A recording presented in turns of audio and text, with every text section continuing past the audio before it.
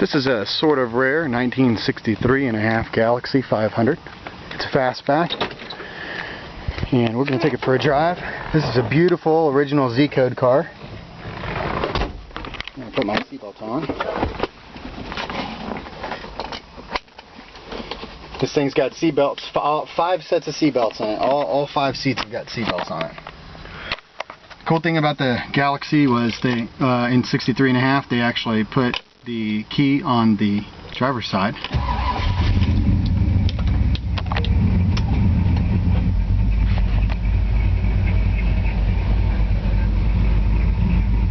It's got the original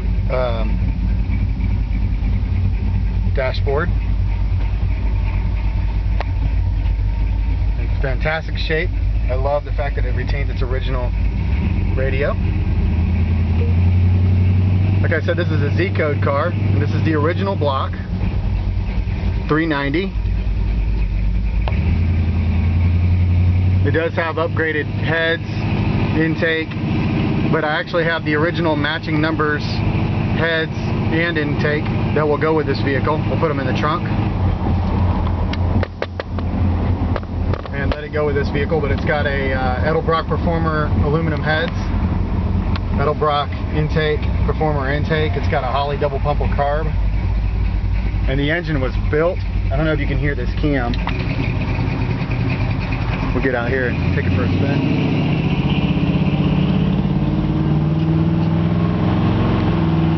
Transmission shifts perfectly.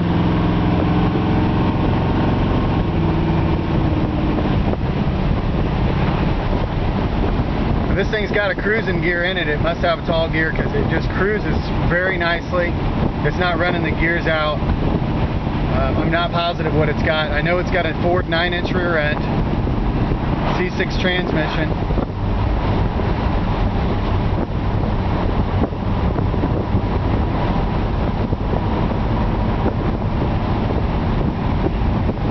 As I said, I was saying earlier, the engine is built out. It's got a comp cam in it.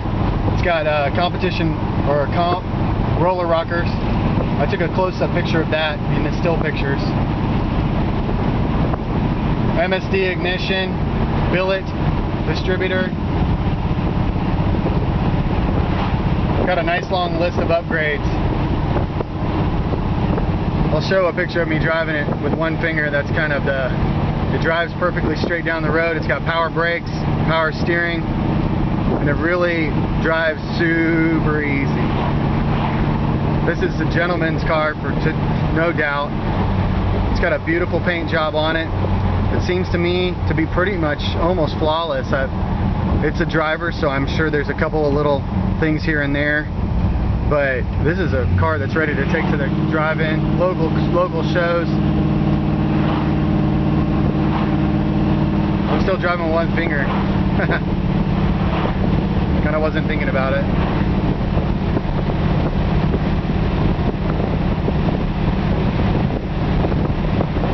Lights, brake lights, turn signals, everything works perfectly.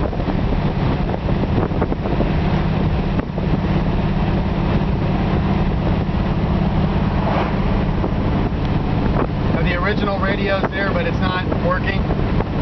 It also still has the original clock, but of course that's not working.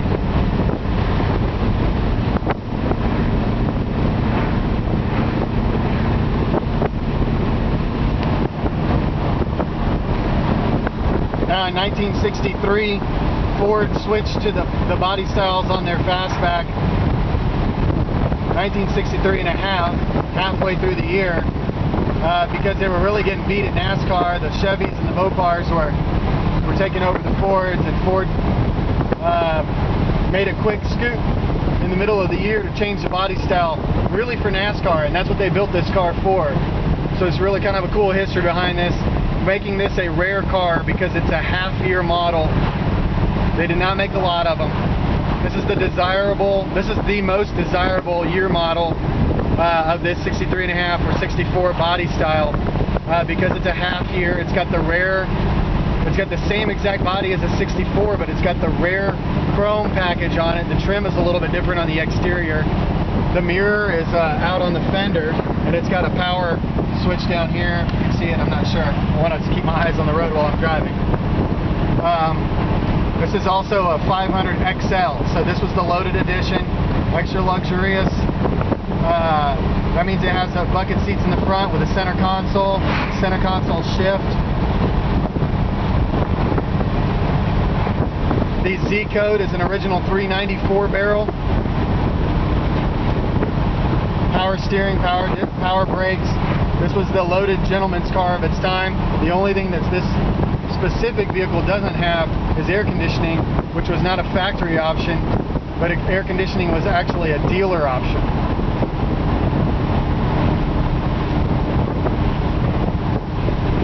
That's where you see the air conditioning mounted under the dash right there. You can actually get the original style air conditioning units still today.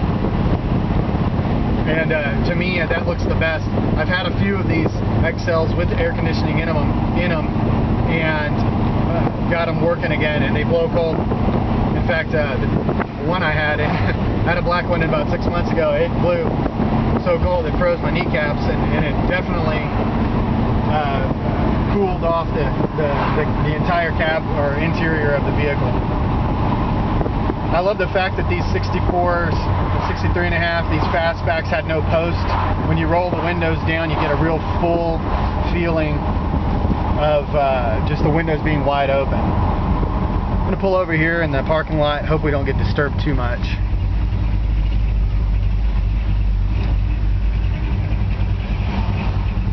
In fact, I'll try and pull over here and kind of out of the way.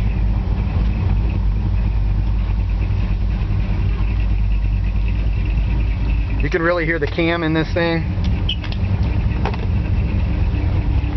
I'll just double check, and I've got actually a little list here so I wouldn't forget all the little upgrades. It's got a billet MSD electronic distributor. It's got the MSD 6-AL digital ignition box, Edelbrock Performer heads, aluminum heads, Edelbrock Performer intake. It's got a Holley 4150 mechanical secondaries. It's got comp cams, full roller rockers, and it's got a $600 Griffin Racing radiator. I mean, this thing is not overheating. Oh, I want to show you something real quick before I forget. We'll look at the interior in a sec, but I did want to show this. This kind of came up with this on my own. I really don't like the way that aftermarket gauges work. I mean, I like the way aftermarket gauges work. I don't like the way they look. So I actually put a piano hinge on the gauges down here so you could hide them away. You can see that it's sitting right at 170, no problem. Got plenty of oil pressure. It's working great. So that's a nice hideaway little thing there. So if you don't notice that, you park at a car show and you pop that thing up, and it just goes away, and it's nice, the best of both worlds. This has got a really nice sounding exhaust on it.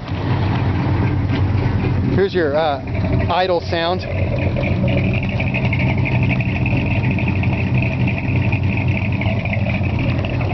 This thing just sounds mean. I'll give it a little rev so you can hear what the ignition sounds like.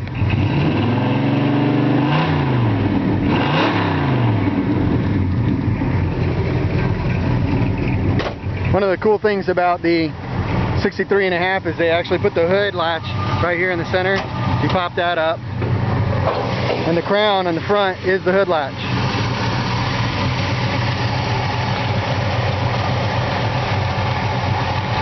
It's very clean under the hood. It doesn't have a magnificent engine detail, but it has a very, very clean look.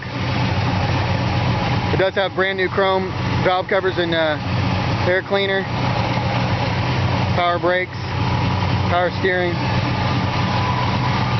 and you can hear that the car runs out nice and smooth. The heater core is hooked up, and the heater does work. It does actually have an alarm system on it. We didn't want to mess with it, but it does function also. So it does have an alarm. So I'll show you the car a little bit. There we go, make sure that that's down.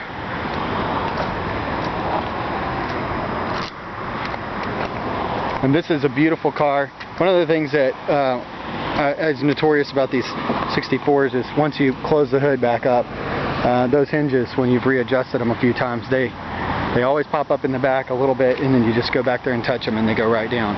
This car is a stunner of a gentleman's car. I mean, that's all I can say about it. It's beautiful, cream color, off-white. It cleans up super nice. And this is a really, really nice driver. This is not a Barrett Jackson show car. Everybody watches Barrett Jackson. Everybody's thinking about that as being the show car. That's not this car. This isn't the $35,000 car. But this is a super nice driver. It's got brand new American racing wheels, staggered 8 in the front, 9 in the back with a nice fat chrome lip. Like I said, if you ever catch the differences from a 63.5 and a 64, the only thing you'll notice is the grill's a little bit different. It's got a little bit different trim package. It's got kind of a chrome CC on it that goes around. It's got the little shark fins in the back. And really, other than that, it's pretty much exactly, they didn't change much in the 64 a year. I actually like the 63.5 because it's a little bit more rare. It just, to me, it adds that little touch of rarity and value. So you're going to actually appraise a 63.5 just a touch higher than a 64. Of course, you've got R codes and things like that, which do change the price if you've got like a Cobra code or something like that, or if you got a original 427 racing engine or anything. The undercarriage of this car is perfect. I haven't seen any rust on it at all.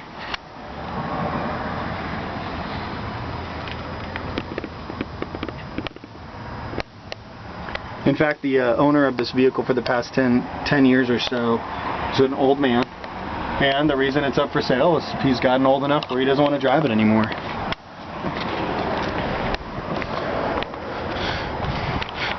My shop guys also wanted me to point out that it has fat tubed headers on it. Floor pans in fantastic shape.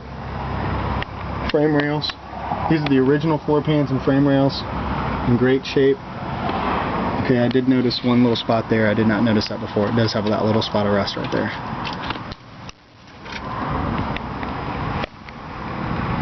Alright, I found just one little spot of rust on this thing. That is the only spot that I have found. Grab the keys out real quick. You can open up the hood too in a second.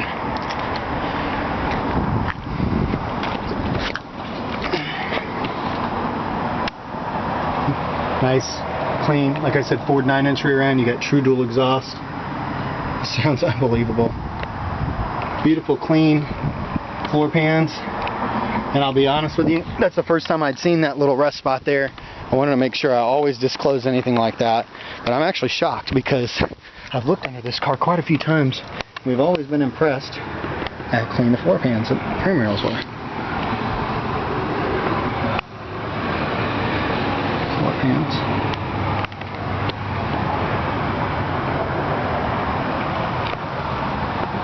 Ford 9-inch rear end. Flowmaster exhaust. Pop the hood the trunk real quick.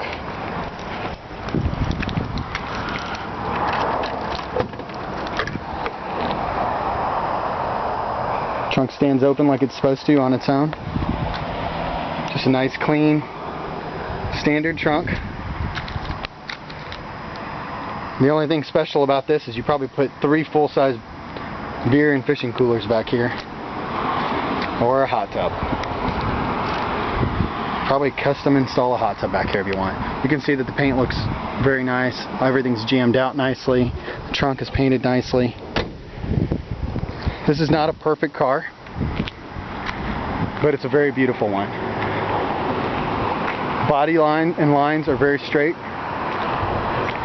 And really, for the most part, I'm not noticing any imperfections that really jump out at me. Especially not for the price and not for what this is. This is a driver. This isn't a trailer queen. This is a car that you're definitely going to want to buy and drive. Of course, I am in the classic car business. We do restorations, we do sales, we do trades. So because of that, this is a car that I put in the class of a daily driver. I would drive this every day. And I have vehicles like this and own vehicles like this in the past and drove them every day. I drive them to the grocery store. I drive them, my kids, just drop the kids off at school. I take my wife out on dates. I enjoy a car like this. I don't worry about it the fact that I've got 40 grand in it, or and you can't take it anywhere, I'm scared. I never think about that. I'm always thinking about I can enjoy this car. It's beautiful. I get looks everywhere I go. It's got nice hot rod sound to it. It's got a nice aggressive exhaust. It's got nice hot rod wheels. It's in fantastic shape, and you're sure to enjoy it. Mechanically in fantastic shape. You're really gonna love this. Beautiful, beautiful car. Well, I'm a bit of a dunce. I'm gonna clip this in. I almost forgot to show the interior. So the door panels are in good shape. It does have a little kind of a aftermarket chrome tape or something that's been put over the original piping. What happened is that this is such a rare car that getting the original door panels is really tough. So you want to try and preserve them as best as possible. Seat covers are new and in great shape. Back seat covers are in great shape. As you see in the pictures, I've been driving the car, but so the seat belts are all kind of over the place, but she has good 5 seat belts. Nice looking carpet. Dash is in fantastic shape. One tiny hairline fracture right there that you would have to just get right up on to see. Gauge is showing 18,744. I'm gonna guess it's 118 from the condition of the vehicle, which, for example, a dash to me, I see a lot of cars, I think that dash is original. For it to look that nice, this has got to be a low miles car. Center console in fantastic shape. I mean, this is all the original trim, and for it to be that nice. Also, just not sure if I showed the top earlier, but the top is in excellent condition. So there you have it.